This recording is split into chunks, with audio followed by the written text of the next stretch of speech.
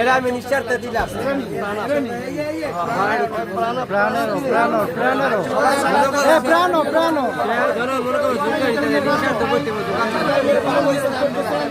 আমাদের আমিন ভাই ওনার দোকানের সমস্ত ইসরায়েলের পণ্যকে এখনই জ্বালিয়ে পুড়িয়ে দিব। একমাত্র আমাদের ইসরায়েলের বাইকের উপলক্ষে ইসরায়েলের পণ্যকে বয়কট করা হয়েছে। ইসরায়েলের পণ্য ইসরায়েলের পণ্য বয়কট বয়কট